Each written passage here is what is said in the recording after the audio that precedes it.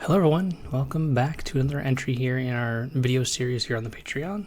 I'm Brennan DeCandio. I actually have a voice now and I can actually talk, and I just got back from Atlanta where I went to the Charlie's Collectible Show 10K. There was I think 187 players or so who were at the event. Set 5 constructed, Shimmering Skies was legal. And I took, one of the decks I've been known for and do enjoy quite a bit, Steel Song.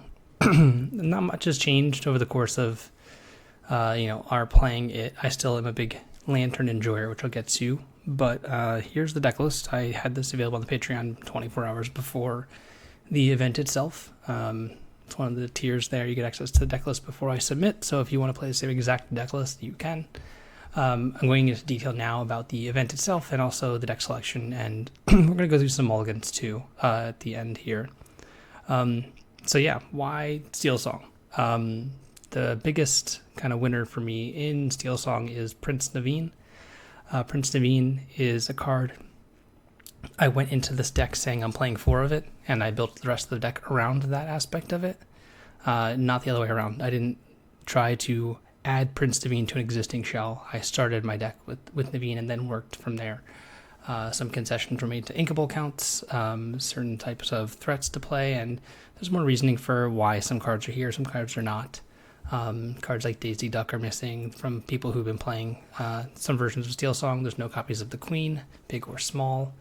There are copies of Lantern. There's no copies of Grab Your Swords. But yeah, that's some of the big differences there between the list you've seen and probably this list here. Starting just with the core here of the deck, I don't think there's much room to debate, personally, between playing 4 copies of Cinderella and 4 copies of Robin Hood, big and small. The one cost of Cinderella is just one of the most threatening things, and if you think about playing against Steel Song, when you're going second, the most fearful thing that they can play on turn 1 is a Cinderella, and just being able to storm you is kind of impossible for a lot of decks to overcome. Sometimes, just having to wait or just getting their guy stormed immediately is enough of a tempo swing to where it really doesn't matter what else goes on the rest of the game. It's just over then in a lot of ways, even though it may go on for 5, 6, 7 more turns. And Robin Hood is the best shift line. It's just a pile of stats. We are playing in a steel-heavy metagame. Steel's been probably one of the best colors in the game for a long time, whether it be Amethyst Steel, Steel Song, Amber Steel, and Blue Steel. All those decks, Robin Hood's one of the best cards. It lets you play offense and defense at the same time. Just being able to challenge, kill things, and gain lore that way, as well as just quests in its own right. Those essentially 12 cards I think are untouchable. The other untouchable card for me is Ariel. I will play no less than 4 ever. That's pretty obvious. And those are kind of what people are used to. Those cards mainly making up the core prior to this set. There's been some number of Piglets, Smees, Vanessas, smattering among decks. As you can see, I'm playing 3 of each, including 3 Lantern, which I wasn't sure exactly the right call, or if just having some but not 4 of each of those was correct. And I kind of do think that having more flexibility in a deck where you're going to see a ton of cards in your deck, I've done things before where I've played greater than 60 cards to achieve that effect. But for this instance here, just having 3 of each of them seemed reasonable enough. Ursula kind of shows its worth in steel mirror matches, in the mirror match itself. A character you can play early that can check a Cinderella that does not let the Storm Rage on by itself is pretty important. It is one way to regain the tempo loss of going second. And Smee is also a character that you can play on turn 2, makes questing for them a little bit difficult, or even stringing a little bit difficult because it does not die to let the Storm Rage on in the mirror match. Smee is also a fine card. Piglet keeps it alive. It's the one captain in our deck. But Smee and Piglet are also really good cards at helping win races. And those 2 cards are really important when we get to a little bit further into the deck. We talk about some of the newer cards too. Just heavy lore characters is what this deck was always kind of missing in some ways. You'd have to really shift to get a 2 lore character or pay 5. And that was its overall weakness and why it's susceptible to decks like Blue-Red. It doesn't have very cheap, efficient threats to play on the first couple turns of the game. So really having some heavy questers, 2 and 3 lore for 2, can greatly increase your odds in that matchup, the Ruby Sapphire matchup, which is the Sex Words matchup inherently, and there's not much you can do about it. I wouldn't really say you can really tech in any way for it. I would not add Benjas to this deck for that kind of card or that kind of deck, really. I wouldn't add more Bare Necessities. I wouldn't play Flutes to really combat those things. I don't think they work that well. Sure, they may win you games here and there, but I think you're giving up too many percentage points in other matchups to make it really worth the trade-off. So that's my take on the red-blue matchup. Just kind of hope to dodge it, and you can still win. It's just harder, and yeah, every deck has its bad matchup, so dodge. But no. One of the other things you'll see is 4 copies of Rapunzel. Again, it being a Steel Song, I think metagame really were the most played deck at that event, I think was Steel Song by a bit. I think there's like 45 or so of the people, so, you know, that's roughly 17%, 18% of the field was Steel Song. So Rapunzel being, you know, just a great way to draw a bunch of cards, actually pretty hard to kill, you know, outside of Zeusing it, which you don't really have the luxury of Zeusing a 4-cost card like that all the time. You usually have to use it earlier on aerials and such. But Rapunzel is great there. Dealing up cards like Vanessa, Smee, even anything like that. I mean, I can tell you I've probably stormed or Zeused my own characters more often than to use Rapunzel than I actually just naturally got to use Rapunzel. Sometimes it worked out, but I'm a big fan of storming my own Robin Hood to then heal it with Rapunzel to draw a bunch of cards. And Big Cinderella. Big Cinderella is also a concession to the fact that I believed I would be playing against a lot of Steel Song mirror matches. I think it was the deck I played against the most. I believe I played against it 3 times, maybe 2 times. I don't recall exactly. I think it was 2 times. I think I played against Steel Song 2 times, Ruby Amethyst 2 times, Green Steel once, Green Purple once, and can't remember the other deck in the Swiss. I intentionally drew against Blue Steel. Maybe it was 3 Steel Song or 3 Ruby Amethyst. I don't remember which one. I think it was 3 Steel Song.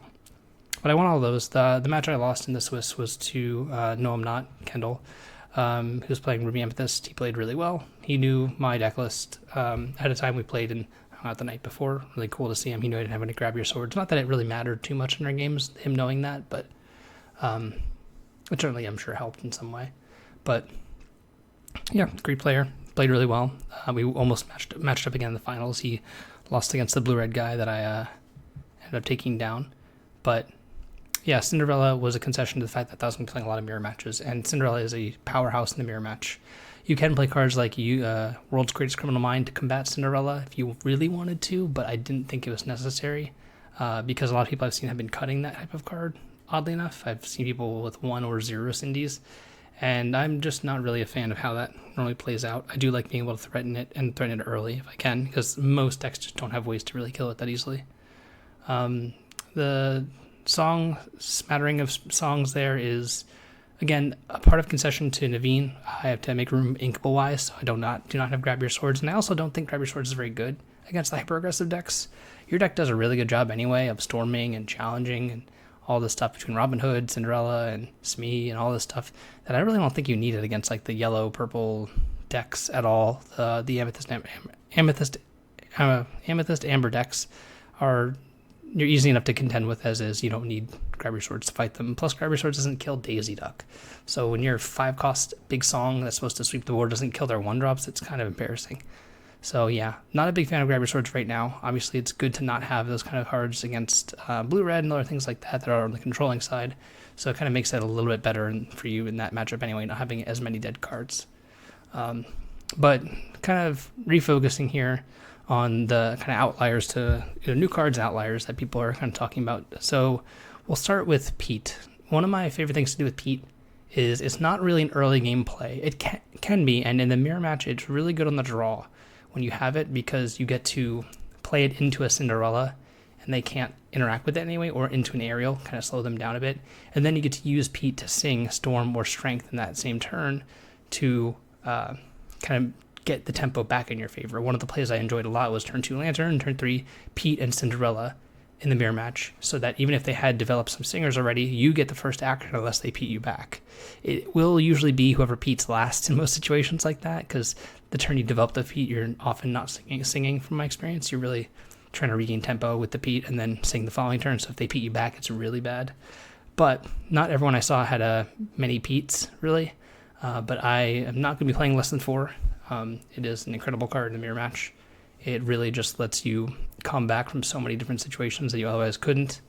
It stops Be Prepared, which does, the blue-red deck I played against did have 4 Be Prepared. They had an interesting list that was actually very aligned to how I like to play the blue-red deck, which was odd. They had no copies of Sisu, they had a bunch of Scars, and 4 Be Prepareds. No Ice Blocks either, which may sound strange to some people, but I do think that there's something to be said with having your deck do more things.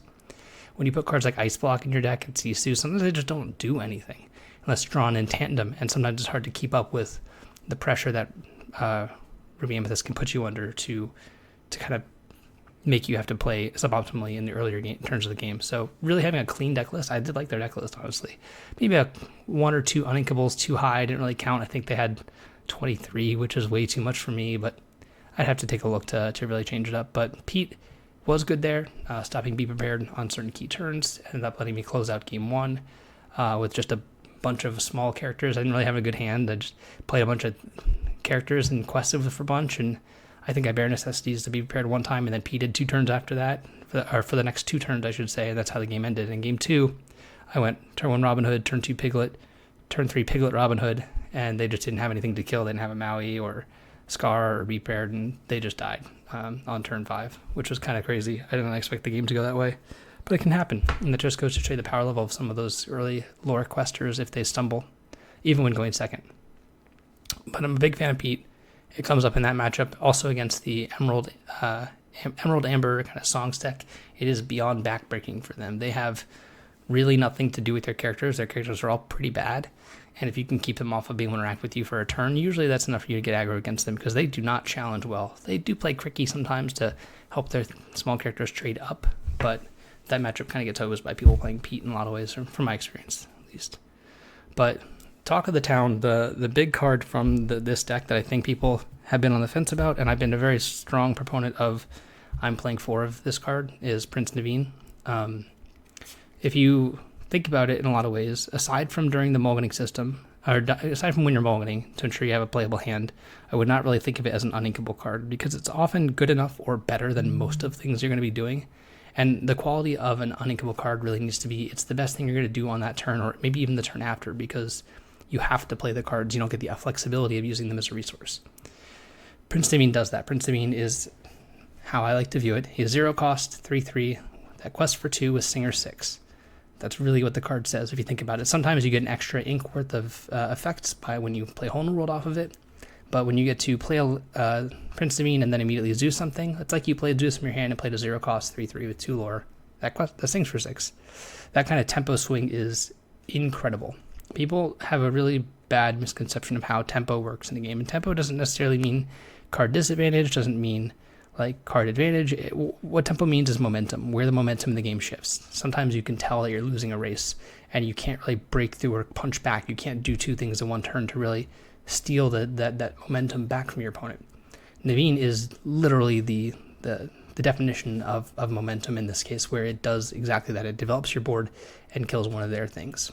One of my favorite things to do in a mirror match is, if they have an early Cinderella, I usually like to not play something out or use my characters for ink unless they're threatening to Hole in the World me. When you play a Lantern and they then follow up on their turn 3 with an Aerial, you have a Lantern in play. And then you get to then play Naveen and then use Naveen to sing Zeus to kill the Aerial. So typically one of the issues people have always had in Steel Song mirror matches is the person going first has that momentum. Their characters are in play. They get to sing to remove your opponent's characters and then develop more of their own. Now, coming back from that's usually pretty difficult, because even if you can just play your songs from your hand to clear your opponent's board, you could not also develop on the same turn that you did that. You are still behind because they got the act first when it came to rebuilding. So Naveen, in a lot of cases, does that, much like the feeling that Medusa has on a lot of people. Naveen feels like a 4-cost Medusa half the time. The other time, it's a 4-cost, let's reset the game and both draw 7 cards. I had plenty of games that were, I had a giant board. They cast Be Prepared. Then I had Naveen. Plus, I played an Ursula, a Cinderella, and a Naveen in Hole in the World. And they just cleared my board. But I'd also just reset our hands back to 7. So we each have 7 at that point. And they were up a few cards at that point too. And I just played 3 threats. It's just an incredibly powerful card that this game is all about momentum. People complain about the play versus draw disparity. Naveen checks that. Naveen just ruins that, because Naveen has the ability to fight the tempo loss that you normally have from being on the draw, the whole inherent being behind, by just letting you do 2 things early, developing a relevant body. It's a 2 lore character. It's really hard to find 2 lore characters in Amber. I mean, there are cards like Piglet and some other cheaper, more aggressive kind of flat ones, but ones that actually do things for you and can sing. Super incredible card. It's not vulnerable to Storm. It's it does get Medusa. I don't really care. Medusa's going to kill everything in this deck besides Cinderella. Why do I care if it gets Medusa? Everything gets Medusa. If someone says it gets Medusa, you shouldn't play it. They shouldn't be talking, because their mindset of how to view the game is kind of skewed, in my opinion. Anyway, end that side rant there. Lantern. Lantern is a card that I think is very powerful at breaking serve, meaning winning when you're going second. Also, it is very good against the Sapphire decks. Lantern helps you catch back up when you're going second in the situation that I just mentioned, where you get to Lantern into Naveen to either kill their character with a song you have in hand, or play a whole new world to kind of redevelop and deploy more threats. You get to play a 0-cost card, and then also a whole new world. Sometimes it's even cheaper because you used a Lantern. You can't use Lantern to play a whole new world. That has come up where I had essentially 4 ink and a Lantern and couldn't play whole new world and have a Naveen, so I get to have 1 ink left over and actually still play my whole new world in that situation. Plenty of times that could come up. But Lantern, there are only 3, and I do wish I could have had 4. The only issue is the uninkable count. Now, talking again about Naveen being uninkable, I don't like to really view it as uninkable for another reason. In the situation where you want to do just pure card count as far as how inking works, when you play a card like Robin Hood or a Queen and then shift on top of it, you've essentially thrown away the card underneath of the character that you've just played, that you shifted onto. When I play my 5-cost Robin Hood and I shift on top of the 1-cost one, I essentially just thrown away the 1-cost one to do an effect. So if you look at it that way, where you're essentially going down a card to shift, and that's why we don't see shifting happen too often outside of decks that play a whole new world, because it is card disadvantage to shift. You are gaining a stat advantage, which you hope to then turn into either a momentum advantage by using a larger character ahead of schedule to swing the tempo back in general, or to sing a whole new world where then the card advantage doesn't matter. But if you look at it through the sense that to shift and sing a whole new world, you're doing a couple things. One, you're throwing away a card underneath of it that was inkable. The Queen is inkable, the Robin Hood is inkable. That could have been the ink used to play Prince Naveen. The other thing to think of it in this way would be, whenever you do this, you're actually leaving your character exerted to then be challenged. So how many times has a mid-game Robin Hood been shifted, maybe even turn 4, you played Robin Hood turn 4, shifted, sung whole new world, your opponent immediately just plays a Maui and takes it out. They can't do that against Naveen. They can't do that, they can't Maui your Queen or anything like that. They can't do anything against Naveen. Naveen is an upright character. It lets me then have the same kind of momentum advantage again to either play more Naveens, more songs, or just quest. And it could not have been challenged by a Maui. And that 1 turn delay on being able to be removed is an extra 2 lore in your favor. All in all, I really am going to not feel like I have to explain too much as to how powerful Naveen is. Naveen's probably one of the most powerful cards they've made so far, and it's a card to keep an eye on for every set from now on, as well as to see how what songs they print. This isn't even utilizing full advantage of the card, right? I mean, it technically can sing anything that costs 6 or less. There's nothing really in Steel that costs 6 or in Amber that costs 6 that you want to be singing or playing for free. But in some world where we get a higher cost song, something along the lines of a Pirate's Life, not necessarily that kind of card, but an inkable song that's costing 6 and has somewhat of relevant ability, we certainly could see Naveen do even more work there. But I've been a huge fan, and if I'm playing Amber Steel songs in Las Vegas, I will be playing for Naveen. I will be playing for Pete. And if I'm playing Amber Steel songs, I'm playing for Ariels, for Robin Hoods, and for Cindy's. The rest of them I'll figure out at some point. Probably 4 Storms and 4 Strings. That's kind of a given in 4 whole new worlds. So the deck won't change too much between now and then if I decide to play it there too. There was somewhat of a double-edged sword in playing this deck at the event, to where I was hoping to gain more information by either losing a lot, which is fine to lose because I'm learning, and that tournament I was seeing more as training grounds. And that was something I thought could happen, which would be good for me. Or I win, which is good because I won, and the prize money is nice too, but it's also... now everyone kind of knows what I was playing and why. So that kind of was a decision to make, and I think I made the right one, even though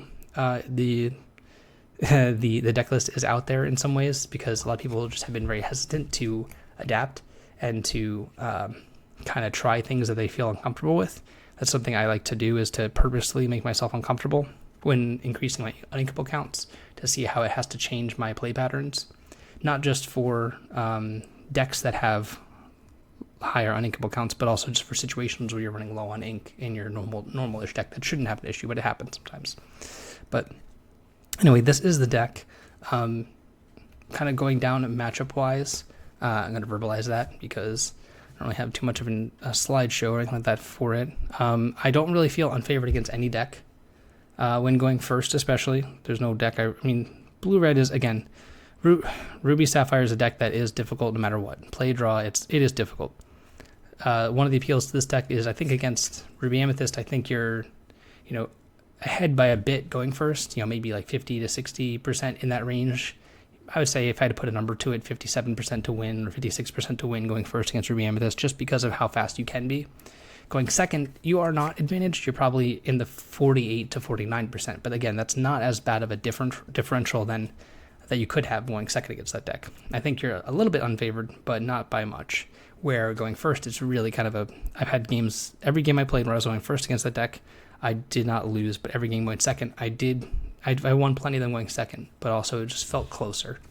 And that's usually how it's going to be going second with this deck. They're going to feel closer, but going first, this deck really runs away with the game. And any situation where you're able to, with a middling amount of ink, or if you get it the turn back with like a Naveen, and you get to sing a whole new world, then do a couple things, then play another Naveen and another whole new world, it's just going to feel incredible. And yeah, Naveen's just been unworldly good, and it's really hard to interact with for people who aren't playing cards like Ursula or Pete, to really take cards out of your hand and disrupt you in any way.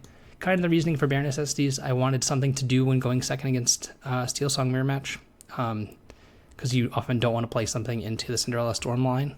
It is fine ink, and it can take bigger cards like Be Prepared, but Baroness SDs is kind of cuttable in a lot of ways, as is, most of the other cards that we talked about that weren't the core cards of it. The Piglet and Smee package are good and play a nice aggressive role, but yeah, it's not necessary, but they are pretty good. But I'm not going to take up too much more time talking about the deck list itself. I do think that this is relatively optimized for right now.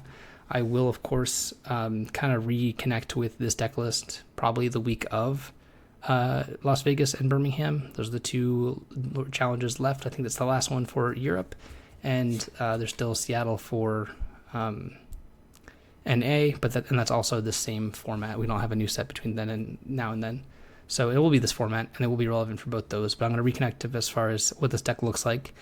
Currently, there's no changes I really want to make. Again, the point of the questions I had if I lost, kind of being answered by lessons I learned there, didn't really happen to the same effect that I kind of wanted them to. I learned a little bit, but I didn't learn too much. The matchups against the mirror matches are good in the slower version. Cinderella's good there. This deck can get aggressive underneath of blue-red. That's what happens, and that's how I beat it. Ruby Amethyst is going to be close. There's not really much you can do to change that. You can play cards like Flute, but I think that Flute and Pride Lands are actively bad. I guess we'll talk about that briefly. Pride Lands and the rest of locations, even Queen's Castle, are at a ridiculous all-time low in my opinion. And the reason being that they're all-time low is because everyone in the format is overcorrecting to help fight Daisy Duck, because there's a huge buzz around Daisy Duck being ridiculously hard to deal with. And that's true for a lot of decks if you don't just build your deck a little bit different than you did before. The amount of Ruby Amethyst decks I played against that had a full 4 copies of Merlin Crab were probably all of them, actually. I think that card's almost an auto-include for right now, at least. It helps deal with bigger threats like Robin Hood, Cinderella, and the Mirror Match Queen's Castle, and Daisy Duck, of course. So I think that there's an overcorrection for that in a lot of ways. Just mean that locations are a little bit of downswing, and I don't want to put a card like Pride Lands in my deck for that reason, as well as I don't really feel like that card was ever very impactful. Some of the Ruby Sapphire decks are also playing the one cost item, the Chronomicon, that gives +1 strength, so it makes Maui take out a Pride Lands by itself. They're doing that because they want to be able to have their Gramatalas be able to take out a Daisy Duck, also just an item for Flavor Jam, of course. But there's also, I don't want to play anything like Flute at all, because of how impactful I think Pete is. It's really bad when Pete shuts off your entire hand for a turn, but it also makes a card that you haven't played just dead for a turn in a lot of ways. Sometimes that's the entire game. Against 2 flutes, a Pete is a time walk, really. They didn't get to do anything, and they're just behind. I think that one of the first test games I played, someone was still trying the Golden Harp, the 1-cost 1/4, and the first Pete of the game I played, it was like mid to late game, they didn't have anything going on, and they just drew a Harp the turn after I played the Pete, and they're like, well, this card is horrendous. And I'm like, yep, don't play that. So I'm not a fan of those cards. I still think that there's the potential that Lantern is not even correct. Lantern is just a way to get out ahead of everything as long as what I'm doing is good, which it was for the early parts of the metagame. It may come to a point where having none of those is correct. Having no flute, no Pride Lands, no Lantern, you don't need any of those potentially. Lantern's fine, but if people put too much item hate in their decks, like too many Benjas or too many Clarabelles, things like that, then maybe Lantern isn't as good. Who knows? But for now, it was fine, and for Vegas, it still probably is going to be okay, assuming no crazy overconnection or over correction being made. But yeah. Next up here, I do want to go through, I'm going to take a little bit of time to do those too, switching it up. I'm going to go through some mulligans. We're going to do them live, live as can be, as in I'm going to do this recorded and then talk through what I would do in situations. So we're going to go through the 3 main archetypes that are being played. So we're going to do play versus draw, if it changes, versus Ruby Amethyst, versus Blue Red, and versus the mirror match. So we're going to start off in a good situation. We're going first. So if we're going first with this deck against Ruby Amethyst, and I'm going to, and I guess we can do blind as well. Blind, so to start blind, I would probably only keep a singular storm. I would potentially keep the Piglet, but more often than not, I might do this. I might keep the Piglet to be ink, which sometimes it's not great to have early, only in certain situations. Later in the game, does it become a lot better? I don't mind keeping a second Cinderella for ink as well. Cinderella is not great in the mid to late game. So blind going first, I would probably do this. There's a chance to keep Rapunzel, but it's also a good card to draw into. Against Ruby Amethyst, if I knew the matchup, I don't think my mulligan would change too much. I might just not keep this instead and hope to find a Lantern a little bit harder. I don't really feel the need to dig for something, but I might keep it pretty much the same. In a mirror match, I would probably do this and keep the Rapunzel, because Rapunzel is very powerful at just kind of putting an advantage through. And I'm keeping the Piglet for sure in the mirror match, because Piglet's one of the worst cards until very late in the game, so I'm probably just going to ink it on turn 1 and keep the second Cinderella. And against Blue-Red, I'm probably going to just get rid of something like this. Keeping a Cinderella, not both, because I'm probably just going to use this as ink, and this is probably going to be a play I might want to make on turn 2. Rapunzel's not great. Against Blue-Red, I'm, again, looking just to be as aggressive as possible, so Piglet's one of the best things to do. There's some argument to keep the Strength of the Raging Fire with that kind of hand instead of the Cinderella to be ink, because it is very poor early on, and only good in some situations in the very late game. So it's keeping one of these as ink. I may lean towards keeping the Strength for ink, but potentially not, only to have an extra song to hit from Ariel that I will then ink at some point. But I'd probably get rid of 5 cards of this hand against Blue-Red, which it probably would be everything but these, and keep this. I'd probably keep a Cinderella to make sure I have something on 1, so probably this. But yeah, that's kind of mulliganing with this hand here. So let's just assume Blue-Red, because that'll re-CS the most cards. This hand is pretty good. Oddly enough, it's better going second. And I say that because Bare Necessities is the card that gets better when you go second against them, and a lot of times, because more of them are playing Depot and no one-drip aheads, so it's not going to stop their turn 2 acceleration, but it will stop their quills. And playing Bare Necessities going second on turn 2 gives them the most opportunities to have seen Fishbone Quill before they get to play it, meaning they got to have drawn 2 cards before then. Where from the play, they still get 2 draw steps before they would have to see the Fishbone Quill. This kind of hand would be a little bit awkward. I'd be looking to probably play this Hole in the World quickly against that deck. I might have to, if going first, eschew the Bare Necessities even, just play a Piglet on turn 2, so I would probably ink the Cinderella, play Robin Hood, so I have the option to draw Robin Hood 3 up to play this on turn 3, and play Piglet on turn 2. It will depend a little bit. Going first, I can then Bare Necessities off the Piglet. If I'm going to shift Robin Hood, or if I can shift Robin Hood, I get the Piglet up to find other Bare Necessities maybe. not certain, but a lot of things could happen there. This hand would be not great in the mirror match, but we would have mulligan differently, so let's just do that. So another hand here. So let's start off again. So blind. What would I do blind here? There are a couple cards in this deck that I never really mulligan, pretty much ever blind, and that's going to be Robin Hood 1, Ariel, and Robin Hood 5, and Lantern, and probably Cinderella 1 blind.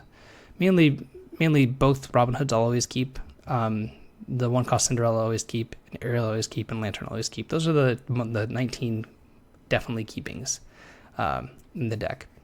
With this hand, I would probably get rid of this and maybe one of these. I'm not looking to play this on turn 2. Smee is actually a card I don't like to play on turn 2 a lot of times. I'll usually play a second 1-drop. Either if I have the big Robin Hood in hand, I'll set up a second small Robin Hood if I have the option to over playing a Smee, just to ensure that they don't have a way to remove my one Robin Hood and then stop me from shifting. Or I'll play a Cinderella and a Robin Hood, probably in the reverse order, play Cinderella first to potentially sing. But in the blind, I'd probably do this. In the mirror match, I would potentially do this when going second, just as a really good way to come back into the game. And Smee is actually really good going second, just to have something in play that they can't storm with the Cinderella if they lead on Cinderella. The mirror match kind of has two different ways to play when going second. It's basically if they have Cinderella or not, and you kind of have to mulligan for both scenarios and be able to adapt your play on turn 0, essentially, when they play the Cinderella or not. And also if they have Queen. If they have Queen, then you probably have to play your 1 cost into it too. Of course, they can shift Queen and then storm your character just the same as they could Cinderella, but that asks more of them. But you really always want to play your 1 cost character into a Queen, because if they hold the world, you still need something in play potentially. So that's my logic with that. But in the mirror match, I'd probably keep this when going second. I probably wouldn't keep Navina when going first. Again, this being a huge tempo swing coming back, but going first, you're going to be down enough cards where you might run out if you don't find the whole world off this Ariel, so it might be a bit much to keep it uninkable. If you find one more uninkable, you're going to be a little bit hard-pressed to even play a 2 cost at that point. So fine if you're going second, but not if you're going first. Against Ruby Amethyst, I think it stays about the same. Play or draw. It does look about the same to me. You're not really looking for too much. Again, I don't really like the logic of trying to dig for certain cards in a matchup. Typically, that'll get you in a lot of trouble. You'll over mulligan and just kind of be screwed with whatever hand you end up getting. I'm always a big fan of making sure I at least keep a card or two to potentially ink. Usually 1 card, maybe 2, depending on the situation. When going first, especially, is depending on the rest of my hand. If I had a Lantern in my hand, I may... Let's just say this Smee was a Lantern. I may keep something like this and the Lantern, just so I have a plan and the ability to play a song on 3. I would probably ink the Smee, play this, ink something, play the Lantern, then have the option to Devine or Ariel and have a strength to at least deal 2. It's very contextual mulligans, but let's just mulligan here as though we're playing on the play in mirror match, and this is probably what I would do in this situation. And in that situation, okay, we have no songs, but that's fine. Again, Mr. Smee is not the greatest in the mirror match. Ursula is by far a better option. Even though I don't have a song, I'm still going to lead on Cinderella over Robin Hood, solely to threaten. It's very hard to call that bluff, or to call that Cinderella on turn 1 from your opponent, because it's so likely they have something. But in a situation where I lead on Cinderella, if they just have to call with their hand. By call, I mean play something into the potential storm. In that scenario, you still get to develop your Ursula on turn 2, even if they have the storm for the Cinderella, meaning that you're going to be able to use this Ariel here to dig for a storm, and then play it immediately with the Ursula from that turn. So these two would be my ink. I'd play this on 1 and 2. If I don't draw don't draw a song in the meantime for either of these things, then I could Ariel into it. If they're uninkable, then I don't really know what they're going to be if they're not songs, so I'm going to have ink at some point, or I'm going to be able to sing with these things. But yeah, that's this hand. Let's go to another one here. So let's go that now we're on the draw. So on the draw, blind. So on the draw, blind. This hand's a little bit interesting. I don't really like keeping strength almost ever. Storm is okay on the draw, but usually only with a Cinderella. On the play, I would probably keep it with this Ursula, but going second, I don't like it as much. But it is something to play with the Prince Naveen. This hand is, while blind, very flexible, and that's kind of something I like with this hand. Storm isn't great always, but it's very unlikely that they're going to be able to kill an Ursula if it's a mirror match. If I'm thinking about being blind, to where I can play this Ursula and then Storm on 3. Rapunzel's very good with the Ursula. If I keep essentially these 6, I can play Ursula on turn 2. Maybe do nothing on turn 3 with the cards we're seeing here, but whatever we draw potentially. But on turn 4, Storm my Ursula, draw 2, and kind of get that going. Or use Naveen to storm something. Even storming the Ursula in that situation as well. But I think this is what I would be blind. The Rapunzel and the Storm lead to a lot of possibilities, and keeping a card like Naveen and Storm, you can't mulligan too much more. Maybe we don't keep Naveen, maybe we dig a little bit. That's probably what I'm thinking. This looks a little bit safer going first. I don't mind keeping Rapunzel to be ink, or some situations you really need to make sure, especially against the Emerald decks, Rapunzel really shines, because you're going to have to, they don't really have too much that you can storm that matters early, and if they nail one of your whole new worlds early, it makes it a lot more difficult for you to get out of that hole, to where while they're going to be taking your whole new world, they're not going to be taking your Storm. And you don't get to storm much of their things, so using Storm on your own character and then healing with Rapunzel is a good way to kind of get that card advantage back into the mid-game against Emerald-based decks. But let's just think here. So next, besides blind, a mirror match. So a mirror match, I don't want to keep the strength, but this is a close one too. I think in a mirror match, if I'm going second, this is almost what I want to see in its entirety. Maybe not. Maybe not the strength. It's odd because the bear and the Ursula kind of conflict. Meaning I want to play both on turn 2, but not on turn 3, potentially. I guess bear is fine. In the mirror match, I might keep the whole hand, just to make sure that the Storm doesn't clog up my hand with uninkables. I have the strength to do something, and again, I get to check if they have Cinderella or not. If I'm going second in a mirror match, I can, if they have the Cinderella, I just wouldn't play my Robin Hood. I'd probably still ink my strength, but I just wouldn't play Robin Hood in turn 1. I would just ink strength pass turn 2. I would probably ink Robin Hood, play Ursula, just to then, if they had Cinderella, try and kill it with the Storm. They might cycle a Storm on my own character here, but that's at least clearing a little bit of the way if they have to use 2 Storms on their third turn to kill it. They're not playing an aerial. That's the logic there. If they do Storm on Ursula on their turn 3, they didn't play an aerial, which is very big. So usually pretty safe in that sense. If they played an Ursula, then we're a little bit of trouble. So if they went Cinderella, Ursula, we might have to bear necessities instead, and then rely on Naveen Storm to get in the game. Or just play Storm, and then you're still behind a bit. But I think in the mirror match, I might keep the whole hand. Again, it's not amazing. I'm not trying to find certain cards because I don't know what's going to be good. If I mulligan a bunch of cards trying to find Cinderella to go with the Storm, there's a chance I draw a card like Whole New World or something else like a Zeus that just is like too clunky and awkward, and my draw just doesn't come together, where this is a hand that I can actually build a game plan around, and I'm going to keep it. So in the mirror match, I might just keep it. Moving on to Ruby Amethyst. So against Ruby Amethyst, Storm isn't actually very good, typically. It can be, especially when going second, it's a bit weak. So I don't know if I want to really touch this going second. Zeus is a bit better in that matchup because it'll take out a Sisu. I don't really want to keep the songs in the matchup. There's a chance I want to keep Bare Necessities when going second to be able to play it and just tag a Queen's Castle if they play that, so I can not be under too much pressure. Ursula's not great in that matchup, to be honest, but I don't mind keeping it as flexible, either ink, or if you play it on turn 2, they really can't quest with their snakes that easily, so that Rapunzel really gets them, because Ursula into snake is one of the key interactions in that matchup that people really need to be aware of, is using Ursula just to challenge the snake.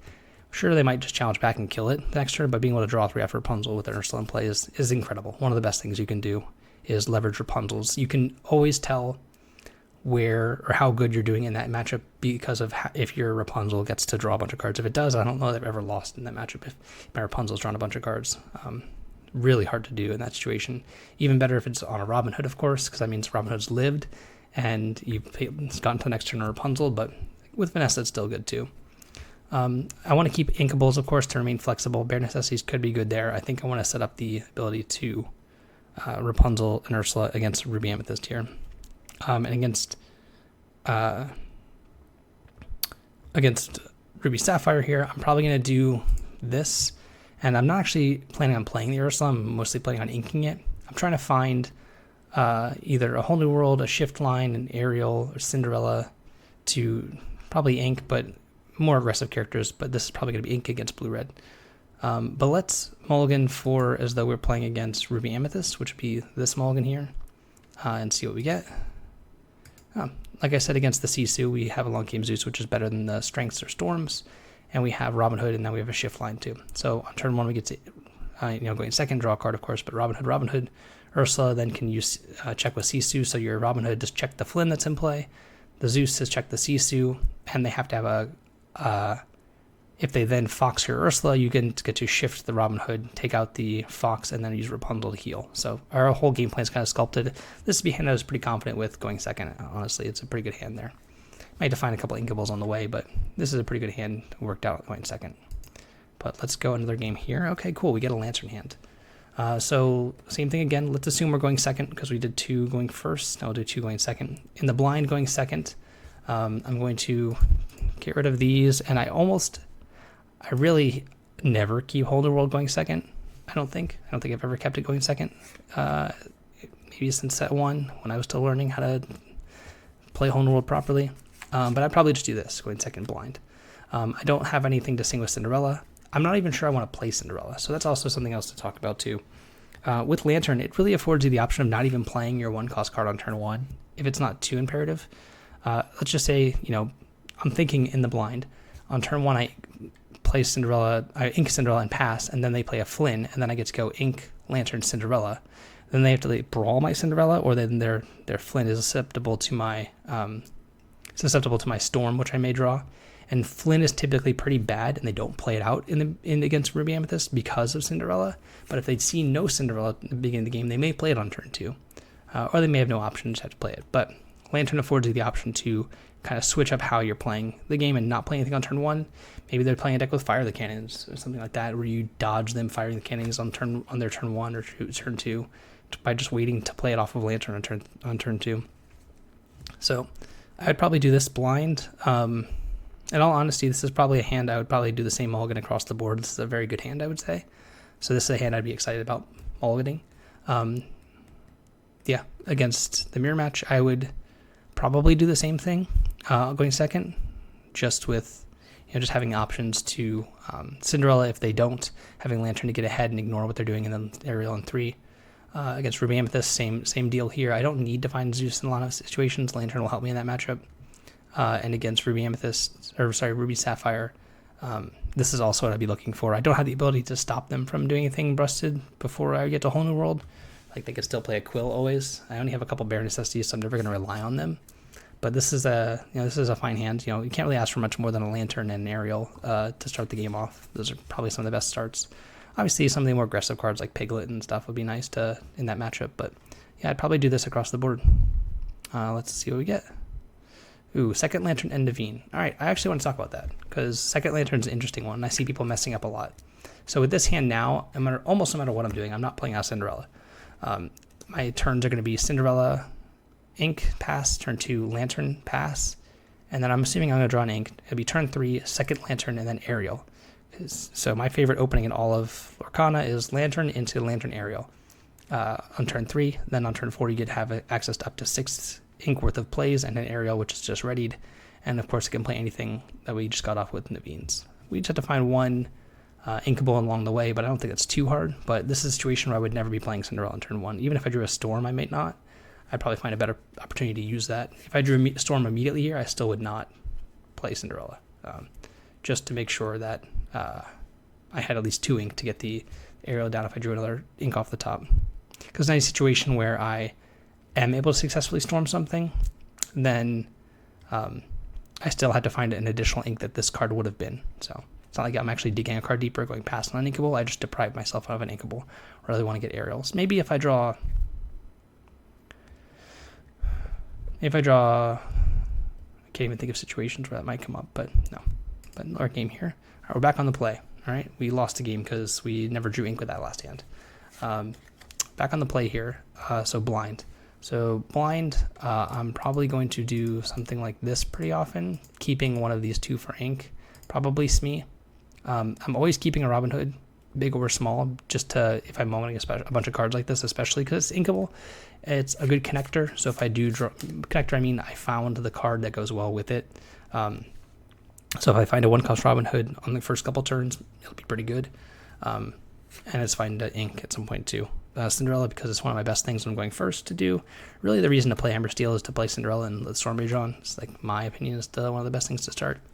I'm digging a little bit because I have a pretty good set of cards, so not keeping the Rapunzel in the situation, not keeping the Cinderella, even though I have a Cindy here. It's not really necessary that happens early, it's just possible. Smee, I think I keep over Piglet in case I need a matchup where I can make use of a later drawn Rapunzel. I'm not really looking to hold on to it right now, or it's just ink. And going first against, let's just see, where will this change? Against the mirror match, I would probably keep the same, maybe also keep the Rapunzel, just because of how good Rapunzel can be with Smee, because they may be in some situations forced to storm your Smee with a Cinderella, and we might not draw a storm of our own if they're forced to do it because they need to draw a card and get the uninkable out of their hand. Or I could use Smee to challenge something and then heal it. Probably keep this going first in the mirror match. It's also ink. Ruby Amethyst, I would probably do this as well. Probably this as well, yeah. I don't think I want Rapunzel there quite yet without their 1-cost Robin Hood. If I had the 1-cost Robin Hood here, I'd probably also keep the Rapunzel. But the fact that this is not guaranteed to be coming down early means I'm not going to. And against Blue-Red, against Ruby Sapphire, I would do this. I would keep the Piglet just to play early on turn 2, just to get that train going. There's a debate between Piglet or Smee on turn 2. It depends on the matchup. Of course, against Ruby Amethyst, against Ruby Sapphire, you want to be playing Piglet because it's going to get more lore. Against most of the other Amethyst-based decks, you want to lead on Smee because then you can have Smee not be vulnerable to any kind of 2 damage effects, and this be upright for at least 3 lore. So I think I like that. And again, let's just mulligan for although I don't know the matchup, which is probably going to be this mulligan. And it turns out we have no connecting Robin Hoods. A couple Smees and a Cinderella. So really kind of a flat hand. Pete's something I usually ink, except when going second against the mirror match, and I know I'm doing that. Early on, it's really much of a late game card, but that's fine. It can buy really cool turns of worth by just being played out, maybe on turn 3, 4, or something like that, depending on the matchup. But in this instance, it's probably going to be my first ink. I'm still going to hold on to the Robin Hoods in case I draw a Lantern or something else to go along with this hand. But probably lead on Pete, Cinderella, and then Smee, and then maybe hold the Robin Hood for a turn or 2. But it really does depend on the first couple draw steps how I ink these Smees or Hoods, because they can be some of the best cards. If this is a Steel Song mirror match, getting the Robin Hood down is just the best card, except for Cinderella, Big Cindy, of course. All right, we're back on the draw. We just ran our opponent over there. They didn't do anything. So we're going second here and going blind, going second. We lost the die roll, unfortunate. I would probably do this. Don't really want Piglet. Maybe good late. I have an extra card to ink already, and I want to just find some more action. I want to find a Storm. I don't mind keeping Ursula because it could be really good. Going second against the mirror match of some kind. Robin Hood also just to not have to draw a second one later, but having just a couple inkable cards is fine. Now against the mirror match, if I'm playing the mirror match specifically, I may keep the Piglet to ink because it is not good until the very late parts of the game where you get to Pete them and Piglet in the same turn. But I want just a couple cards to be ink. These two are my first 2 inks. Then I have Robin Hood, Ursula, Ariel, and then a few mystery cards there. Against Ruby Amethyst, I'm probably going to do this as well. It used to be that you could keep Ariel and be really sure that it's going to be able to sing Hold a Roll, but since Brawl existed, you can't do that anymore. So this is always going to be vulnerable. Probably this as well. Ursula can be good or bad depending on how the first few parts of the turns are going to be. It's always bad against the foxes to note, but being bad against a fox while distracting from a Robin Hood could be important. And against Ruby Sapphire, which I always mix those up, I might keep the Piglet and ink the Ursula. So that'd be the switch I would make in that situation, just to have more pressure. And I may keep a Strength there just to ink, because it's going to be poor most of the time, and I want to have a couple cards to ink so I could draw a few more. Maybe I mulligan in that sense too. That's probably a mulligan there. So I'd probably keep these 4. And let's assume, playing against Ruby Amethyst, or Ruby Sapphire, and we're going second in game 1 because I went second twice. So I'd probably kept that. And look, this hand looks great. We get to probably ink Pete, play Hood, ink Hood, play Piglet, ink Smee, play Ariel. Ariel's always going to be really good. And just kind of start questing, This curve here is pretty good. They don't really have too much to challenge into it, except if they hit a Maui or an acceleration piece early. So yeah, pretty good hand against them. All characters is really where you want to be in the early parts of the game. You could make an argument to hold Pete because you can potentially use it on a be prepared turn if they get to that on turn 4, turn 5, but I don't really think that's where this game's going to go, so this is a fine set of cards to work with here. But all right, we got one more. We're going to do one more. I'm going to do a wrap up here. So new one. All right, going blind. Blind. This hand's not great. We have no ones. We don't have any singers. So yeah, this is one going blind. I probably would keep Smee maybe as the only card, and maybe Rapunzel. Probably just these two. They're both inkable. Kind of the B team, really. Not really what I want to see, but I'm never going to really full mulligan too much. It might be okay to do this, again, to really dig when going first. But I'm not looking for something. I'm just looking for cards to play on turn 1, really. So I'm between either this or this, and I'm not sure which one I would really want to go with. I think ultimately I'd probably keep both of these, in all honesty.